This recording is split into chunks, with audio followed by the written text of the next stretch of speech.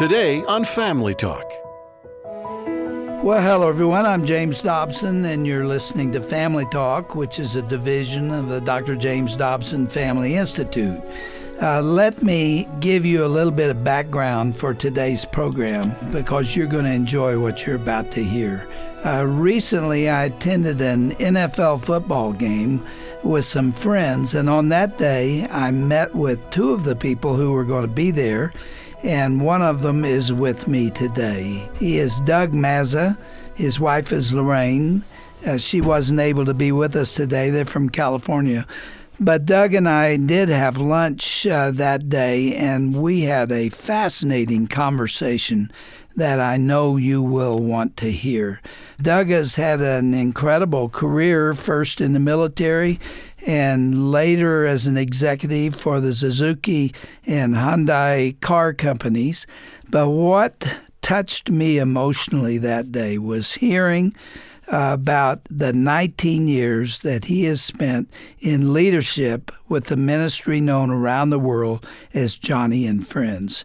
Joni is a quadriplegic, as most of you know, and she has devoted her life to Jesus Christ and to helping people who are disabled in various ways. And Doug is the president of that organization. He and I began talking about Joni and about her husband, Ken.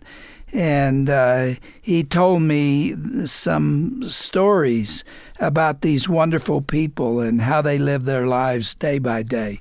I asked him if Joni would allow you, Doug, who's sitting here with me, to tell the inside story and to give some of the aspects of their life that Joni won't talk about because she's such a humble, godly person, but she did give permission for us to talk about some aspects of her life and her ministry that you may not have heard before.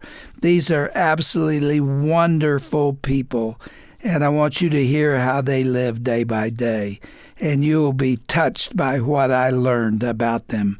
First, let me introduce Doug Mazza to you, and I say to him, welcome, my friend, to Family Talk. It is my privilege. Thank you, Dr. Dobson. Yeah, you know, I think of Joni, frankly, I know as a human, I think of her as a saint. She comes closer to it than anybody I have known. Isn't it incredible how she has lived her life? It is absolutely amazing. I've been by her side almost 20 years now, and I am as impressed at the end of the 20 years as I was when I first joined her in ministry. Tell the story again of how she broke her neck. Well, Joni was 17 years old in 1967 and took what she calls a reckless dive off a raft in the Chesapeake Bay. It had been a place that she took a dive many times, but the storm the night before had shifted the bottom of the Chesapeake, and so what she thought was 7 feet of water was only 3 feet. And being an athlete, she did a perfect pike dive straight down into the water and smashed her neck at the bottom and immediately felt an electric shock pass through her body. And as the pain subsided, she saw an arm floating by and realized it was hers and that she was under the water and paralyzed and had no way of lifting her head. Her sister happened to be walking away from the beach the opposite way, and a crab bit her sister on the toe. And turned around and she said, "Joni, watch for crabs." And she saw Joni's hair floating in the water and knew it just wasn't her behavior and walked out to where that raft was. Joni was under the water for a very long time now and reached in and grabbed her by the bathing suit. And just as Joni was about to take a gulp of the Chesapeake, pulled her head out of the water and saved her life.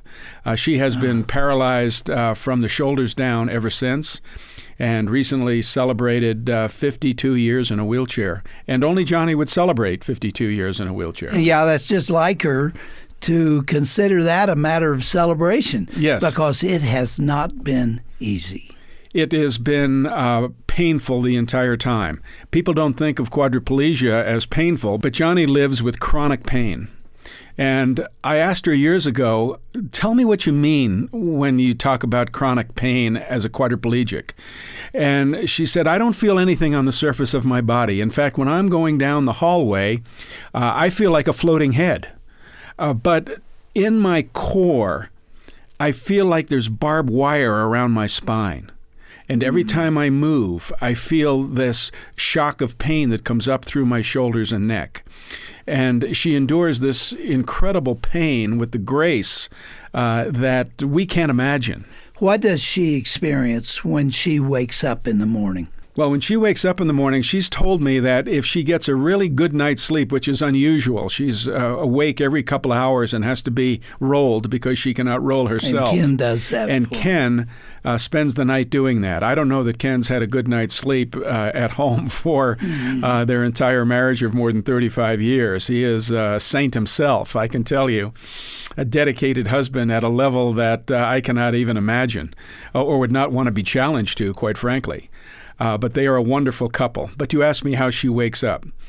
When Joni wakes up in the morning, she tells me that if she is sound asleep and waking up, there are every once in a while, not very often, but every once in a while, she will actually forget she's a quadriplegic and try to roll and then remember, oh no, I'm paralyzed. So she said there are no professional quadriplegics, and I'm not one of them. She said, I suffer with this every day. But Joni has a core of friends that help her in the morning. Her morning is quite strenuous. She has to have a bed bath. She is exercised. She is given her physical therapy. Someone helps her with makeup and her clothing. So everything, her teeth are brushed by someone else. Everything that she does has to be performed on her. And when she wakes up in the morning, she will say, oh Lord, I don't have strength for this today. I just don't have the strength to be a quadriplegic today. And I don't have a smile for these women that are going to come in and help me today. But Lord, you have strength and you have a smile. Can I borrow your strength today? Can I borrow your smile? And she tells me that when she says that prayer every morning, by the time the coffee is dripping in the coffee pot and the woman opens the door, she has a smile and executes the strength for the day. It is an amazing way to start her day. My wife is one of those that have helped her in the morning, and it's an exhausting exercise. Does she take medication through the day for pain? Joni does not take medication. She will rarely take an aspirin. She endures her pain. She wants to be wide awake. She does not want to be chronically addicted to anything, and she will sometimes take over-the-counter things, but it's extremely rare that she will take anything that is a prescription. You know, Joni spends more time with the Lord than anyone that I have ever met, and she doesn't take special credit for that. She said, Doug, I don't have other choices. I can't reach for a cookie or decide I'll watch television now or turn on the radio. Someone has to perform everything for her. So she has decided spiritually and consciously that her day is going to be spent with Jesus Christ. And that keeps her from anything that would resemble pity.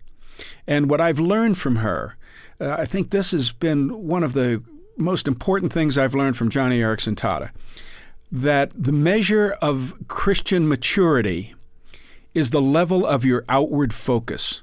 And if you think about that, Jesus was 100% outwardly focused.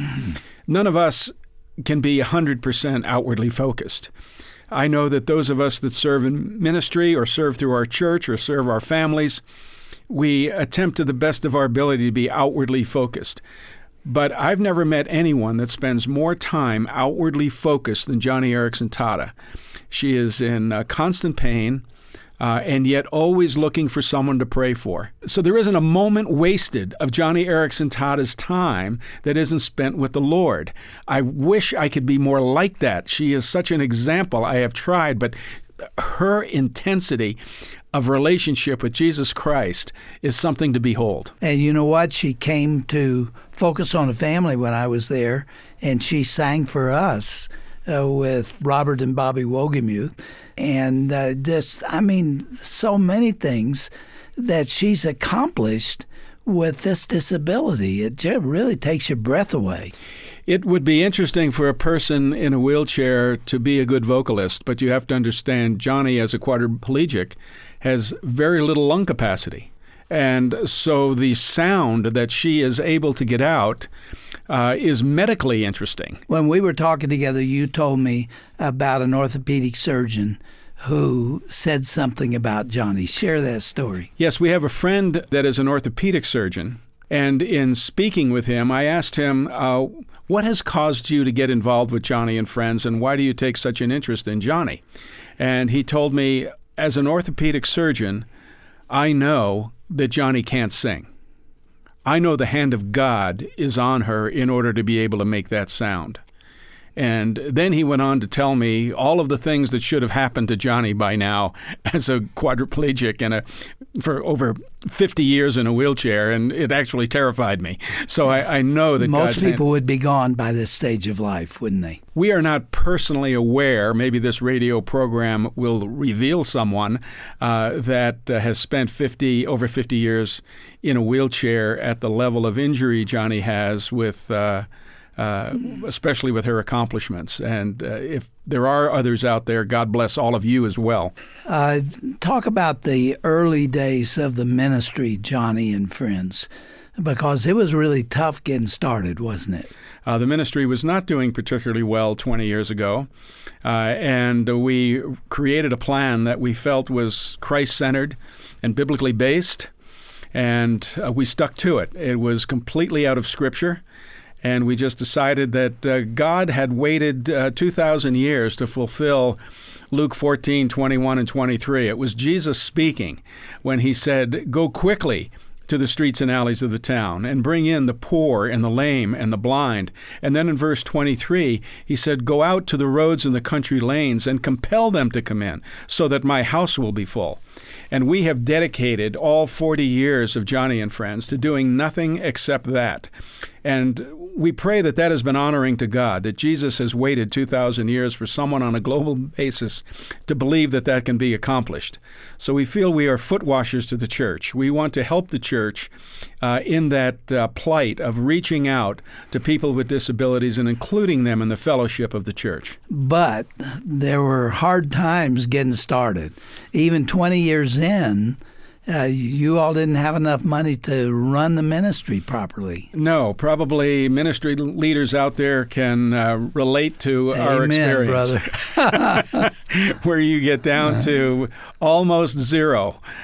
Business, I learned, I had come from the business world, and if we were in that position, we probably would have closed the doors. But faith is a fantastic thing. You even thought about closing the doors at one point. We thought about cutting way back to if things continued the way they were, how would we keep the ministry alive with a handful of people? And I had a fantastic business partner at Joni and Friends. And after looking at this plan of what we would do in a doomsday project, we went home very tired and depressed that night, and we decided tomorrow we'll start fresh. The next morning, we got back together again, and he said, "Doug, I prayed about this. I read the plan completely. This is a God-honoring plan. He will not abandon Luke 14:21 and 23. And I pushed back in my chair because in business, we wouldn't have taken that approach when we were as low as we are. And he said, we're actually supposed to increase everyone's salary in a few months. Let's just stick with that commitment for now. And I can tell you, Dr. Dobson, the ministry from that day never looked back. We surrendered everything, all control, to Luke 14:21 and 23, to God's promise that he wanted this accomplished and that we would imperfectly, to the best of our ability, fulfill the mandate. And Joni Eareckson-Tada already had the vision, the voice of God who spoke those words to go out to the streets and alleys of the town and bring in the poor, the lame, and the blind. And I think our biggest success is due to just a single commitment to doing that. He has corrected us many times over the years, but the ministry continues to grow and thrive nationally and around the world. Doug, when you talked about the plan that was not really applicable to the corporate world, what did you mean? What I meant by that was that in the corporate world, the amount of faith that we were putting in the plan would not exist. We were operating completely on a bell curve of faith. It had nothing to do with what the numbers were telling us. Didn't you have a boss in the corporate world who told you that it would not be appropriate to bring God into that setting? Yes, evidently I was expressing my Christianity at work more than the corporation was comfortable with. And you have to understand, I was at the top levels of leadership in this particular company. I was the highest ranking American in the company at the time, but was told that there was no place for God in the office place, that it was for Sunday. And that played a role in you leaving that company. Yes, I decided that at that point of maturity that I was beginning to experience something that will be ongoing my whole life, that I was not going to back up on my Lord. Doug, tell us about the diagnosis of breast cancer that occurred several years ago. You were there when that information came to light. Yes, Joni found a lump on her breast some years ago and went to the doctor and was waiting for the final diagnosis. And her husband, Ken, came to my office door. Joni and I were having a meeting. And he came in and said, "Joni, I just heard from the doctor." And I said, "Oh, let me allow you to have the room." And Joni said, "No, stay. I want you to hear this." And Ken said, "Joni, you've got stage 3 cancer." And there was quiet in the room. This was the first time she'd heard malignant cancer at stage 3. It was quiet for a moment, and long enough that I actually had time to think, I wonder what Joni Eareckson-Tada will say. And finally, she looked over my shoulder, kind of gazing out into space, and said, God is up to something very big. And I thought, unbelievable. I thought, what? You just heard you have stage 3 cancer, and your response is God is up to something big? Later that afternoon, I was in her office, and I asked, Joni, tell me more about what you were thinking when you said God is up to something big. And she looked at me disappointed a little, like I still didn't get it. I'd been there 10 years by now. And she said, Doug, when I look around the world at what God has done with my quadriplegia, why wouldn't he do something with my cancer? And then she raised her arm to the best of her ability, even though she has no feeling in her hands, and she said, Doug, don't waste my cancer. And I said, yes, ma'am. And we became very involved in breast cancer awareness and reaching out to people with breast cancer. And we did not waste Joni's cancer, and she was declared cancer-free for 8 years after treatment. Very recently, she has heard that cancer has returned. It has been removed once again, and she is going into treatment optimistically. But she again, is not in despair. Not in the least. All of the pain, all of the implications of a disability, of quadriplegia, and she's not complaining about it? No, I mean, that puts me to shame for the petty things that frustrate me. We feel that way all the time at Joni and Friends. I mean, this is an example that, to use the word example, is not honoring. She does not hold herself up as an example, and yet we have to look at her as an example of who we could be if we really dedicated our entire lives to Jesus Christ. And to just live in a state of faith. And Joni just exemplifies that more than anybody I personally have ever met, and I've traveled the world.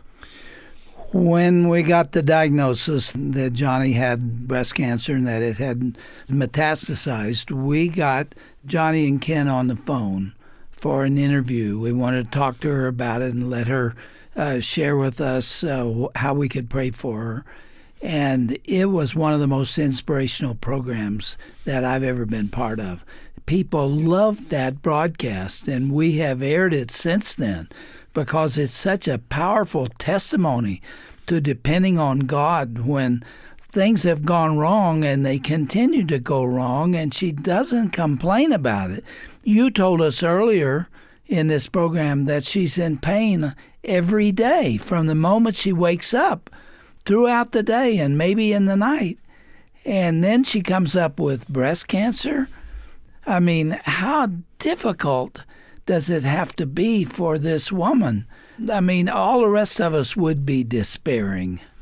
She has turned her pain into a ministry. I know some people that endure extraordinary suffering on a daily basis and maintain their faith. And Joni is a leader for all of those people. And now Joni and Friends is extended around the world. You have programs for people that are disabled in how many countries? We will probably touch 50 countries in one way or another next year, either through Wheels for the World, delivering wheelchairs. By 2020, we will have delivered 200,000 wheelchairs throughout the world. With a physical therapist, everyone will get a Bible in their own language and hear about Jesus Christ. Before we end the program, Doug, and our time is almost gone, we all know about the fires in California in November of 2018. And your ministry, Joni and Friends, was located very near one of those fires.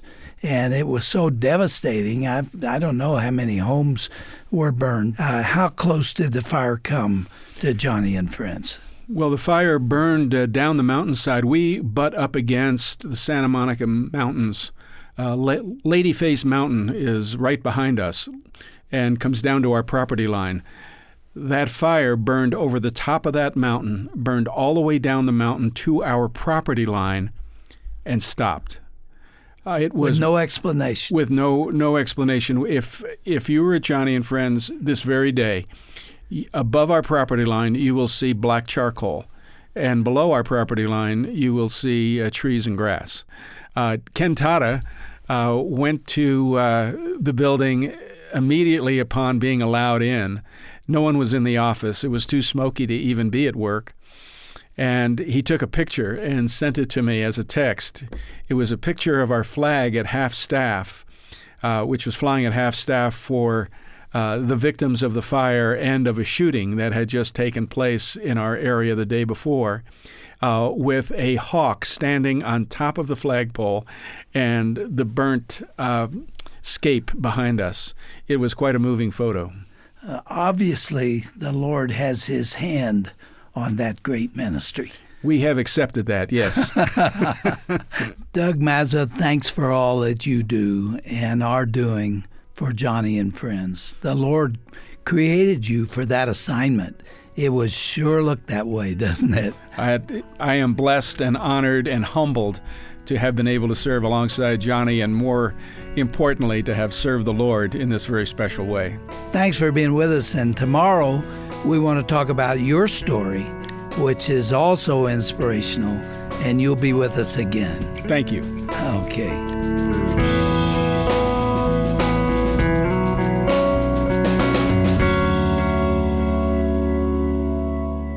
You've been listening to Family Talk and Dr. Dobson's interview with Doug Mazza. I'm Roger Marsh, and I pray this insightful conversation about the life of Joni Eareckson-Tada encouraged you. She is an incredible woman of faith who truly lives her life for the glory of God. Visit today's broadcast page at drjamesdobson.org to learn more about Joni and her thriving ministry. Simply go to drjamesdobson.org and then click on the broadcast icon. If you were moved by Joni's story and her unrelenting spirit, we'd love to hear from you. Call our offices here in Colorado Springs at 877-732-6825. Once you reach us, select the option to leave a message on our listener feedback line. Feel free to share your thoughts about this program or how this ministry is impacting you on the whole. You can also leave a recommendation or two for a guest you'd like to hear on the broadcast in the future. Our number again is 877-732-6825. We are so grateful that you've joined us today and that you are consistent in your prayer and faithful financial support. The James Dobson Family Institute is completely supported by committed listeners just like you. Learn how you can partner with us by visiting drjamesdobson.org. I hope you'll be with us again tomorrow as Dr. Dobson continues his conversation with Doug Mazza. Doug will be sharing the story of his son Ryan, who was born with severe disabilities. It's a touching conversation you won't want to miss.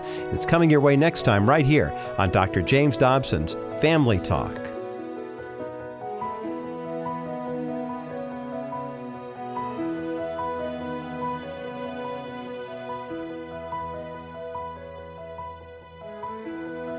This has been a presentation of the Dr. James Dobson Family Institute.